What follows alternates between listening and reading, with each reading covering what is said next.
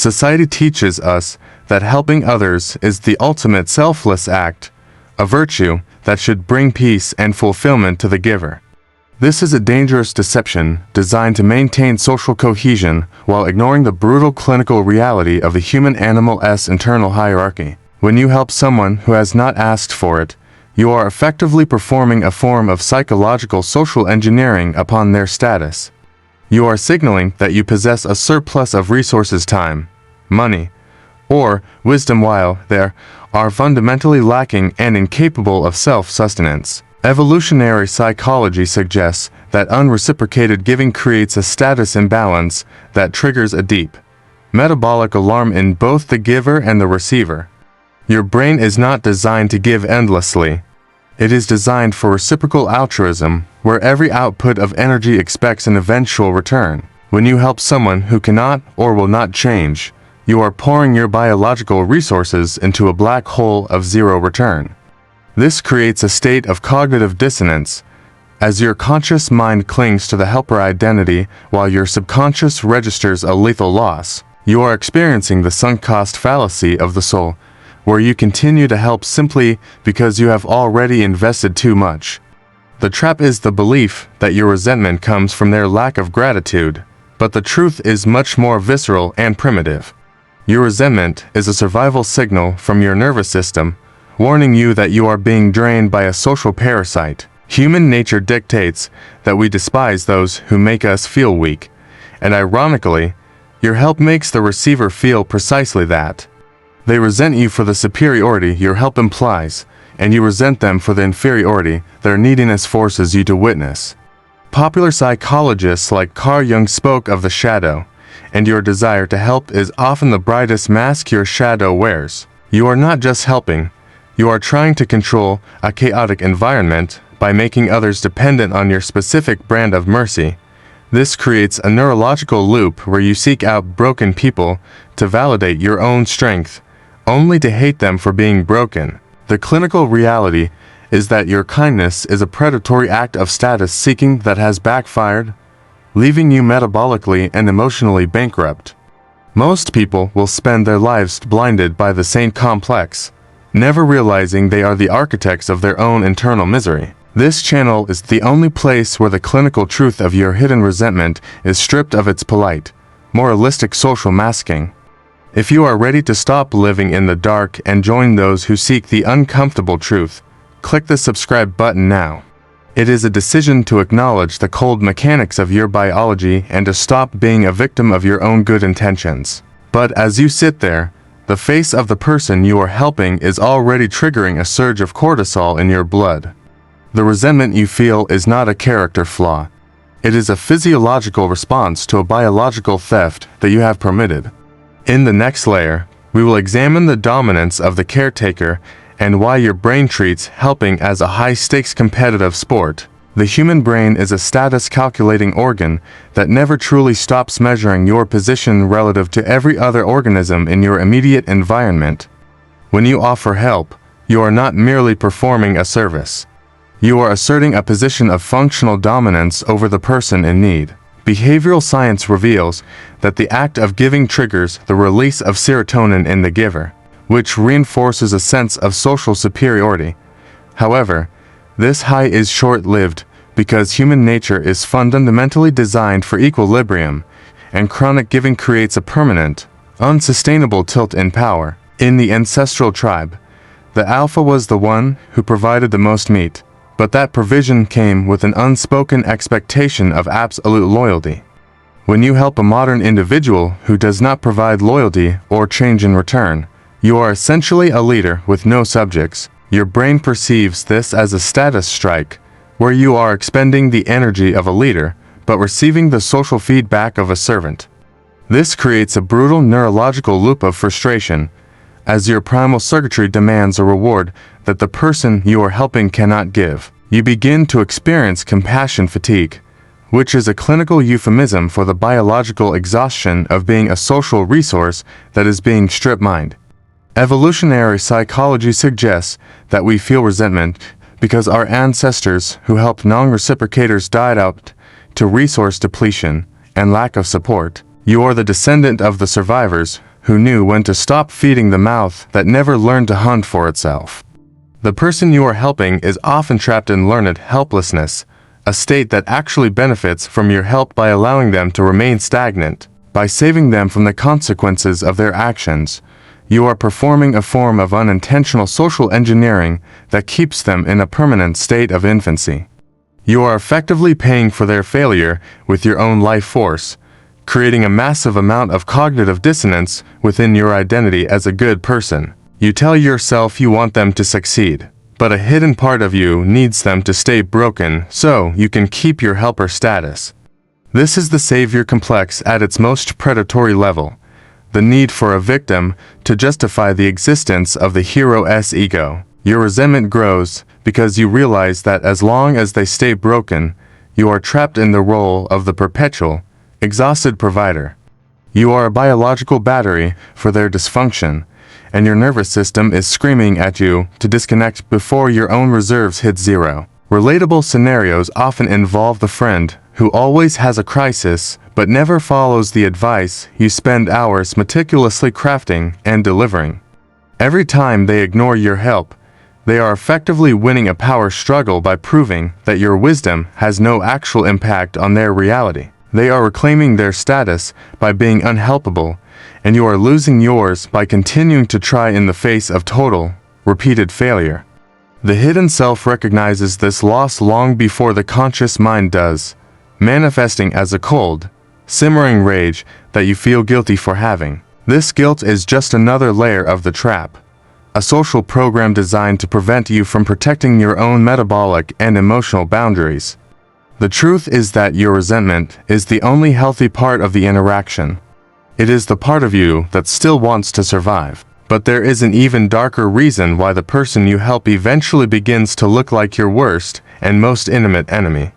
In the next layer, we will explore the narcissism of the martyr and how your selflessness is actually a form of psychological colonization.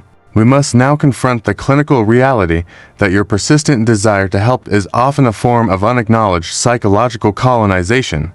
When you attempt to fix someone, you are implicitly stating that their current state of being is unacceptable and requires your intervention to be valid. Behavioral science suggests that helping can be a sophisticated defense mechanism used to avoid looking at the structural decay within your own internal world.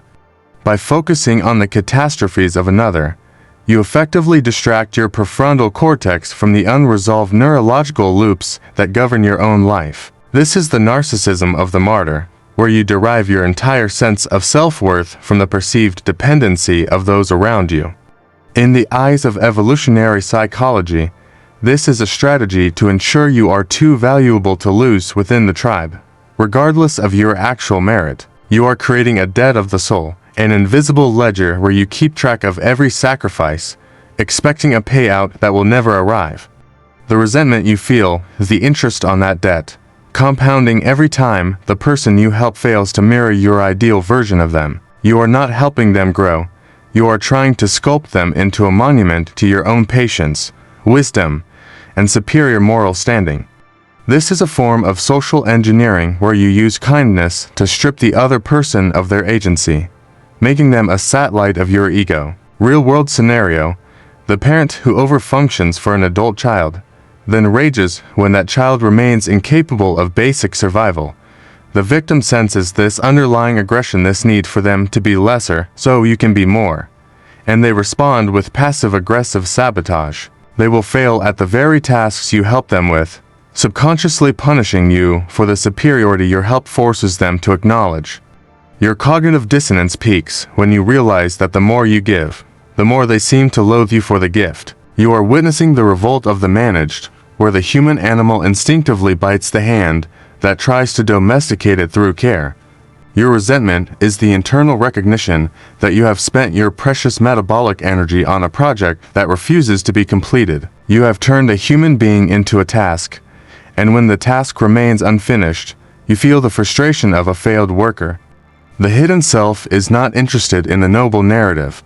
It is interested in the fact that your resources have been diverted with no reward. Every favor you perform is a brick in a wall that eventually isolates you from genuine connection, leaving you in a prison of your own goodness. You feel like a martyr, but to the person you are helping, you often feel like a jailer who uses support as a set of golden handcuffs. This creates a toxic feedback loop where your resentment feeds their guilt, and their guilt feeds your need to provide even more help. The clinical truth is that you are both participants in a ritual of mutual degradation, masked by the polite language of support and care. You are exhausted because you are carrying the weight of two lives, and the one you are carrying is actively trying to trip you. But there is a final, biological limit to this dynamic, a point where the helper becomes the hunted in their own psychological landscape. In the next layer, we will examine the parasitic bond and how chronic helping leads to the literal neurological atrophy of the giver. In the cold language of behavioral science, the relationship you have cultivated has transitioned from mutual support into a purely parasitic biological bond. The person you are helping has subconsciously mapped your boundaries and discovered that they are porous, allowing them to bypass their own survival instincts. Evolutionary psychology dictates that organisms will always seek the path of least resistance to acquire necessary resources for their continued existence. By providing a constant safety net, you have become that path, effectively deactivating the struggle circuitry in the other person's developing brain. Real-world scenario: the spouse who enables an addict, only to find their own health deteriorating while the addict remains unchanged, as they offload their stress and responsibilities onto you.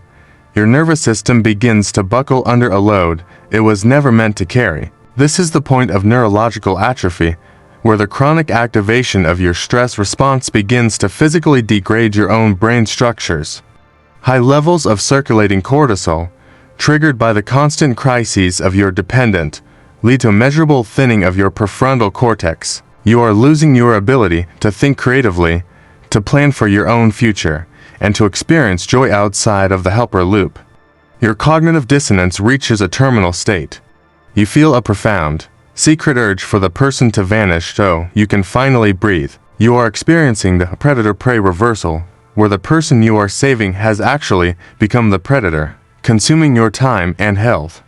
They are not eating your flesh, but they are consuming your biological capital, the finite amount of energy you have to live your own life. The resentment you feel is the pain of atrophy, the signal that your own identity is being digested by the needs of another.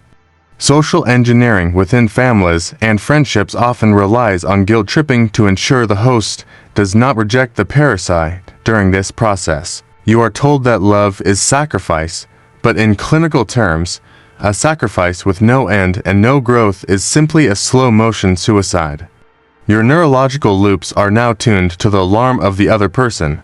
You have lost the frequency of your own internal desires. The hidden self is now a hollowed-out shell, serving a master that doesn't even respect the effort you are putting into their survival. You feel a deep, visceral disgust when they speak, not because of what they say, but because their voice is the sound of your own depletion. This is the biological limit of altruism, the point where the organism must choose between the death of the self or the death of the bond. Yet, you remain, because the thought of stopping feels like an admission of failure in the eyes of a judgmental, watching social tribe. You are more afraid of being seen as unkind than you are of being neurologically and emotionally erased by your own misplaced generosity. The person you are helping senses your resentment and uses it as a weapon, making you feel evil for finally wanting to be free. They have successfully engineered a reality where your survival is seen as an act of betrayal against their self-inflicted and permanent weakness. But the final realization is not about the parasite. It is about the dark, silent reason why you chose to be a host in the first place. In the final layer, we will explore the void of the savior and what happens when the mirror is finally turned toward you. The final, most unsettling realization is that your obsession with helping others is a desperate flight from the unbearable silence of your own void. By filling your life with the loud, chaotic emergencies of broken people, you ensure that you never have to face your own internal emptiness. Behavioral science identifies this as externalized regulation, where you attempt to fix your own fractured psyche by proxy through the lives of others. You seek out the unfixable because as long as they remain a project, You have a reason to exist that requires no internal investigation. Evolutionary psychology suggests that being a helper is a low-risk strategy for those who are too terrified to compete for their own desires. It is easier to be the wise consultant in someone else's disaster than it is to be the primary architect of your own uncertain future. Your resentment is the anger of a soul that has realized it has used virtue as a hiding place for its own profound cowardice. You hate the person you help because they are a constant, living reminder of the life you are not living while you save them. The neurological loops of caretaking have become a sensory deprivation chamber, cutting you off from the terrifying reality of your own stagnant potential. This is the ultimate form of social engineering, the one you performed on yourself to avoid the pain of being, the weight of your own existence. When you look at the person you help, you are actually looking into a broken mirror that reflects your own inability to self-validate. You need their crisis to feel significant, and you loathe them for providing the very thing that makes you feel like a somebody. This is the hidden self in its most honest and brutal form, a frightened animal using kindness as a barrier against its own insignificance. The cognitive dissonance finally collapses when you realize that if they were to suddenly heal, you would lose your only sense of purpose. You are not their savior, you are their codependent prisoner, locked in a cage where the bars are made of your own self-righteous sacrifices. The resentment you feel is the protest of your true self against the martyr mask that has been suffocating it for years or decades. Clinical observation reveals that when a helper is forced to stop, they often descend into a deep depression, facing a void they cannot fill. They realize that without a victim to serve, they have no identity, no direction, and no internal compass to guide their own biological path. The person you are helping is merely a distraction from the fact that you are fundamentally terrified of being alone with your own mind.